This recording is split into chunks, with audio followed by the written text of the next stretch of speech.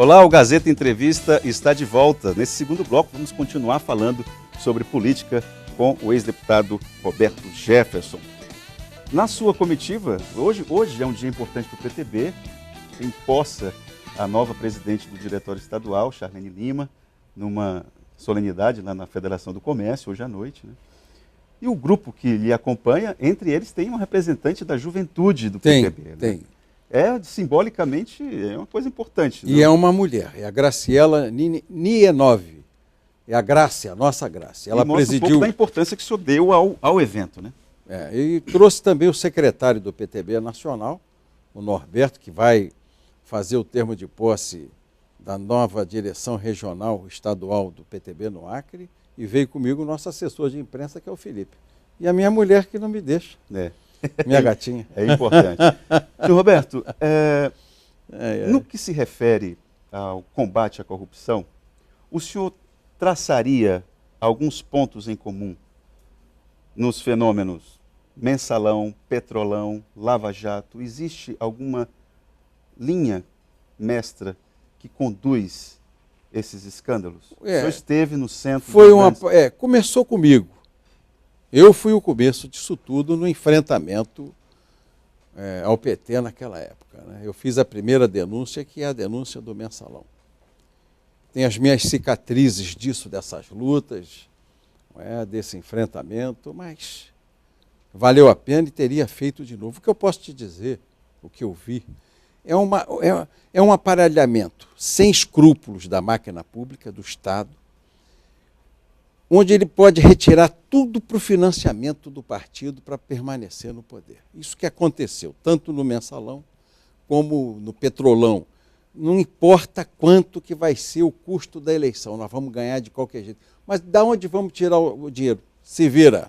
E o se vira deu no que você viu aí, esse grande escândalo de corrupção nacional. O senhor consegue perceber a desconfiança do eleitor?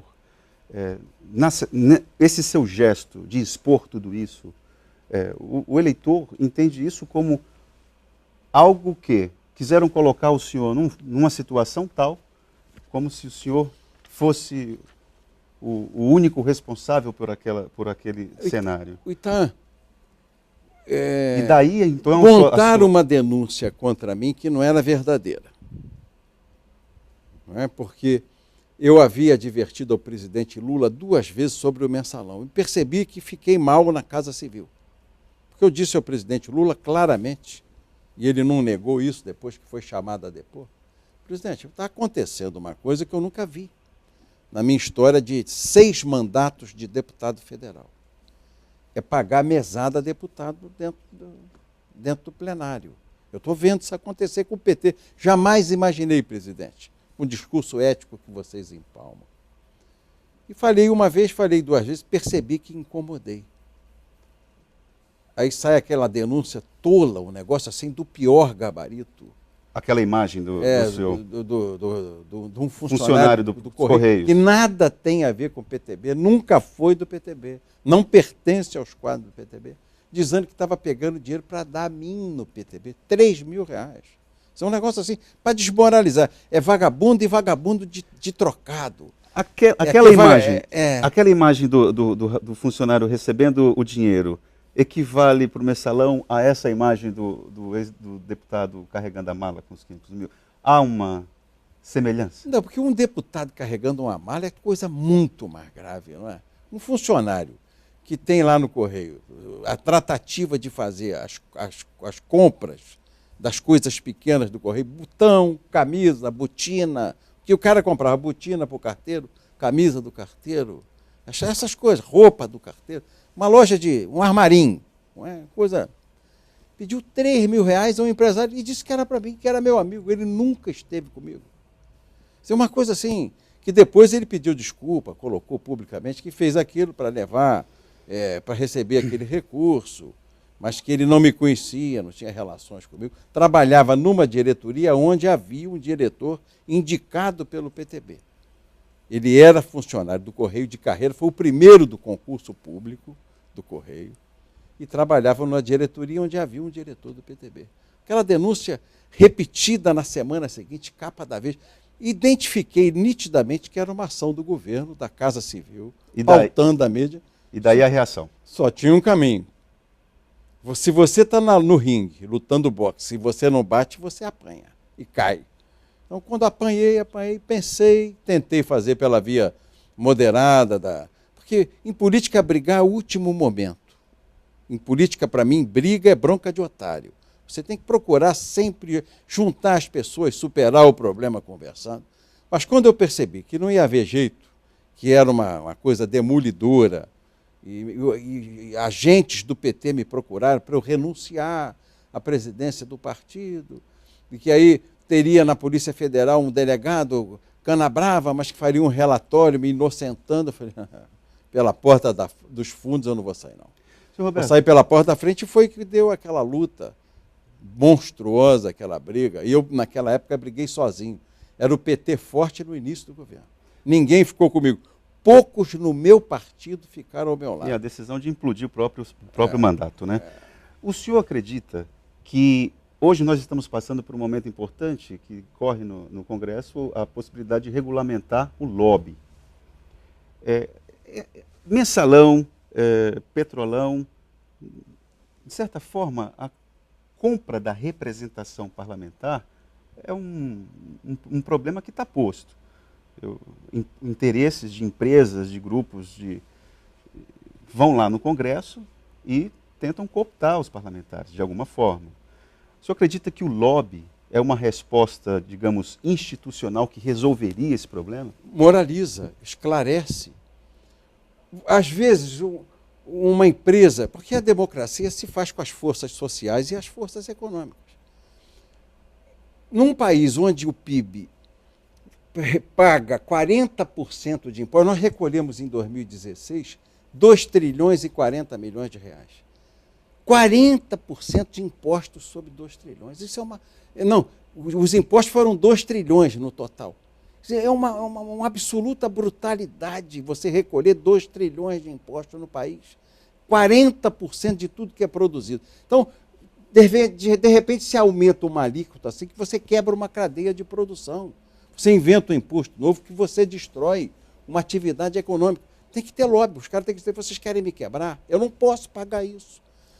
Você está numa empresa de telecomunicações, de repente um maluco lá inventa um imposto novo para a telecomunicação. Vocês têm que fazer um lobby para poder enfrentar isso. Sim. E é legal que faça o lobby. Agora, ele precisa estar dentro de uma regra, né? Senão fica uma interpretação ruim. Uma coisa que você deve estar se acostumando a ouvir, a doação de 2014, que era legal, a doação de empresa privada para o partido, registrada no Tribunal Superior Eleitoral, era permitida por lei. Deixou de ser agora. No curso da Lava Jato, o cara, quando diz, eu doei ao PTB, vou falar ao meu pai, eu dei uma propina ao PTB. Como propina? Propina é uma coisa assim, ofensiva. Eu fiz uma doação ao PMDB, fiz uma doação ao PTB, uma doação ao PT, ao PSDB, não. Eu dei uma propina, eu comprei o partido. Quer dizer, é uma orientação que o Ministério Público vem dando aos empresários que destrói a classe política. Isso faria parte do lobby, isso é uma coisa legal, normal, em todas as democracias do mundo. Se você criminaliza dessa forma, eu fui lá no PTB, fiz uma doação, deu uma propina para o PTB. Como uma propina? O que o PTB te deu em contrapartida? Não, se no futuro eu precisasse de um favor, eu ia lá procurar. Quer dizer, isso é do pior gabarito, é uma interpretação do pior gabarito e que a lei pode salvar nessa lei do lobby, estabelecendo que essa atividade é uma atividade normal na relação das pessoas. Roberto, essa crítica que o senhor faz a respeito da questão da carga tributária, criação de impostos e tudo, o próprio ministro das Finanças, o ministro da Economia, o ministro da Fazenda, Henrique Meirelles, anunciou ontem que não hesitará em criar mais impostos para ver se a nossa economia fecha o ano no azul, porque vai crescer menos de que 0,5%. Veja só, a tendência... No PTB ele não encontra apoio para isso. Nós vamos votar contra o aumento Mas o seu partido não apoia, faz parte Mas nisso isso é sagrado, isso é estatutário. Contra a criação de novos impostos. Ele tem que fazer o dever de casa. Ele tem que reduzir. Mas nós vamos reduzir os ministérios. São 36 ministérios, ou 37 ministérios. Até hoje não reduziu nenhum. Eu vou reduzir o tamanho dos cargos de comissão. Até hoje não reduziu os cargos em comissão. Quer dizer, as despesas correntes do governo destroem a capacidade do Estado de investir. E nós vamos criar mais imposto. As empresas estão fechando, todo mundo indo embora para o Paraguai. 14 milhões de desempregados. 200 mil empresas fecharam nos últimos 2 anos. 200 mil empresas. Ninguém resiste mais. Eu fui, essa semana, no domingo, eu fui de moto a Tiradentes, Minas Gerais, no encontro de moto. Eu gosto de moto, sou raileiro, e a gente vai. Tem um grupo, nós fomos do Rio para lá. E eu encontrei um velho raileiro, que é o Brega, dono de uma empresa grande de transportes em Minas Gerais, tem 20 caminhões. É uma empresa de médio para grande porte. Falei, aí, Brega, e os caminhões? Falou, Roberto, parei todos. Todo vermelho, não dá mais. Estou vendendo a frota. Os meus caminhões valem, na média, 300 mil. Eu só estou conseguindo vender por 150. Eu não tenho mais carga. Ninguém me encomenda nada. O transporte é atividade econômica sobre rodas, não é isso? É o que você produz que me vende. Que a gente bota no caminhão e vai entregar na minha empresa, não é assim? Isso. Ele não tem mais freguês. Isso quer dizer o seguinte, é a recessão que se aprofunda, que se agrava. E o ministro fala em criar novos impostos. Ele aponta com a possibilidade, caso a economia não cresça mais de que 1000% esperado. Bom, se depender do meu partido, é questão fechada contra a criação de qualquer novo imposto. se depender do seu partido também, a reforma trabalhista sai? Sai, nós temos que modernizar as relações de trabalho. Mas ontem, por exemplo, foi um dia também importante, porque até o Renan Calheiros disse que não tem vocação para ser marionete e acha que as reformas, da forma como estão sendo colocadas por um governo fragilizado, são inadequadas. Como defender uma reforma trabalhista num cenário político como o atual? Econômico, perdão. Você vai permitir que nós continuemos com 14 milhões de empregados, de desempregados? A reforma garante essa mudança? Sim, você vai poder arejar. O sagrado da reforma, a pedra fundamental, a pedra de toque, é você dar garantia, segurança jurídica às empresas que contratam mão de obra. O Brasil tem, de mão de obra formal, contratada de carteira assinada, 38 milhões de trabalhadores, mais 38 milhões na informalidade e 14 milhões de desempregados. 38 milhões. Desses 38 milhões que tem carteira assinada, o cameraman, que serve a moça lá do... Que o apresentador. O apresentador, mas você já está numa faixa de salário que paga 27,5% de imposto de renda. Fale mais alto para ver se ouve. Vou fazer esse marketing para você. 85% desses 38 milhões de trabalhadores são de pequenas e médias empresas, microempresas, que não resistem mais à instabilidade. Porque, olha só, a Justiça do Trabalho, ela toda hora baixa uma resolução, ela faz uma resolução, tem 1.700 resoluções, mudando o que foi acordado. Vamos dizer, eu, Roberto Jefferson, tivesse uma empresa de saúde, um hospital. Os médicos não querem assinar carteira no hospital privado. Por quê? Porque amarra o horário, eles entram numa faixa de desconto de imposto de renda de 27,5%, se ele for autônomo, ele paga 12%. Se você não pagar os encargos sociais que chegam a 120% sobre a folha, no contrato dos maiores salários que são dos médicos, você pode pagar um salário maior e é o que eles querem. Mas se você estabelece isso com o sindicato e o hospital, a Justiça do Trabalho não dá bola para o teu acordo. Diz, não, é a lei. E muda esse contrato jurídico que tem consequências econômicas gravíssimas 3, 4 anos depois. Aí 3, 4 anos depois eu tenho que fazer os recolhimentos todos na base mais onerosa. Você pega 4 anos para trás de uma folha de salário para fazer isso, você quebra a presa. E aí os custos vão lá. E isso não pode mais acontecer. O convencionado, o acordado entre a empresa e o sindicato dos seus trabalhadores tem que ter força de lei para acabar essa especulação da Justiça do Trabalho. Aí você vai me perguntar, tá? Mas, Roberto Jefferson, por que a Justiça do Trabalho faz isso, gera essa incerteza jurídica? Eu não consigo entender também a razão, ou entendo. É para poder continuar a existir, senão ela perde a razão de ser. Eu vou dar uns números a você, só para a gente... Rapidamente, por gentileza, que o nosso tempo está batendo no relógio, eu entendo isso aqui, de televisão. A Justiça do Trabalho, ano passado, custou aos cofres nacionais 18 bilhões de reais. 18. Foi o orçamento, Charlene, da Justiça do Trabalho. Sabe quanto ela indenizou, quanto ela resolveu de acordos e indenizações? 8. Então ela custa 18 para resolver 8. Não tem cabimento. Salários de 300 mil, 180 mil, 150 mil. É um negócio. Então, já o povo diz, espera aí, nós não precisamos tanto desses autos. E eles querem se fazer importantes, imprescindíveis, para continuar ganhando um salário assim. Senhor Roberto, para acabar com a nossa conversa, estava conversando antes de começar a entrevista com a empresária Charlene Lima, a próxima presidente do PTB aqui no Acre, e para minha surpresa, ela falou que o distritão é uma ideia defendida pela Nacional. Ora, o distritão... O distritão é que todos são majoritários, vão apenas os mais votados. Fortalece aquela ideia de que o eleitor vota na pessoa, né? Vota na pessoa. O mais votado vai para frente e é eleito. Isso não prejudica partidos como o PTB, por exemplo? Não. Não? Não, o PTB se constrói com homens, não com números. Quem vai se prejudicar com isso é o PT. Então está aí um bom motivo para o PTB. Você vai, Roberto, mas já é um prejuízo? Não. O PT era o PT. Um desastre de gestão, não sei aqui no Acre. Torço que seja bom. Mas no Brasil foi um desastre a gestão. Porque eu entendo que a democracia tem que ter digital, identidade e CPF. Você esconder todo mundo atrás de uma legenda e de um número sem compromisso. Tudo bem, aqui se agregam no PTB os que pensam dessa forma, mas todos têm identidade e CPF e tem digital.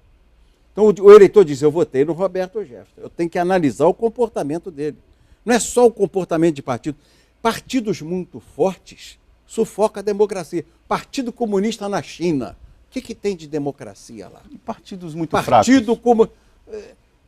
Mas as democracias que eu conheço com voto nas pessoas, com essas eleições distritais ou majoritárias no distritão, são sólidas. Alemanha, América, né? São sólidas. Esse negócio do partido hegemônico, quando os caras vão para a rua, não vestem a camisa do Brasil, vestem a camisa de um partido. Não impunham a bandeira verde e amarela, é a bandeira de um partido, ou a foice e o martelo. Quando as pessoas substituem a flâmula nacional pela flâmula do partido, nós vamos caminhar para uma ditadura.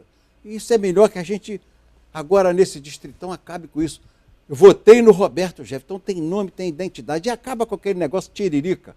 O cara tem 1 milhão de votos, elege 5 atrás dele do quociente eleitoral, que o povo não sabe nem quem é. Não, eu votei no tiririca, mas desculpe eu falar assim, eu peço perdão. Elegi o tiririca, o titica, o Pipoquinha, foi todo mundo no bolo. O cara disse, mas eu não elegi esse cara, mas ele foi na sobra do voto na proporcional. Então, eu prefiro um voto mais sério, mais maduro. E tem uma coisa, barateia o custo. Ah, é? Em quanto? Porque eu não preciso fazer uma nominata de 40, 50 nomes, porque custa caro. Porque o cara que tem 200 votos que está na nominata para encher a legenda, ele sabe disso, para formar a primeira cadeira no quociente, ele quer ter o mesmo direito do cara que tem 30, 40 mil votos. Então é um complicador, custa caro, onera a eleição. Assim não, eu tenho 3 candidatos, 2 candidatos com nome para ganhar a eleição, os mais votados vão representar. Isso que eu acho bom da democracia. Quem mais teve voto representa o Estado. Então, eu tenho 2 no Acre, 1 no Acre, 3 no Acre, tenho 10 no Rio, tenho 4 ou 5 em São Paulo. Eu trabalho em cima de 4 ou 5, de 8 pessoas. Então eu dou nome aqui, o PTB apresenta Roberto Jefferson, apresenta Charlene. Vânia Pinheiro. Apresenta a nossa Vânia Pinheiro. A Vânia também vai, eu soube hoje. Eu não achei, a última vez que nós reunimos em Brasília, eu não pensei que ela fosse, mas eu estou sentindo que... Firmeza. Firmeza. Ei, mulherada danada, essa mulherada do Acre. Roberto Jefferson, eu queria agradecer a sua participação aqui no Gazeta Entrevista. Espero... Prazer meu, Itan. Eu perguntei ao Itan o que significa o nome dele. Ita eu sei que é pedra. Ian é dura, pedra dura. Foi uma responsabilidade danada que me colocaram. Bom, o Gazeta Entrevista volta após o intervalo. Até mais.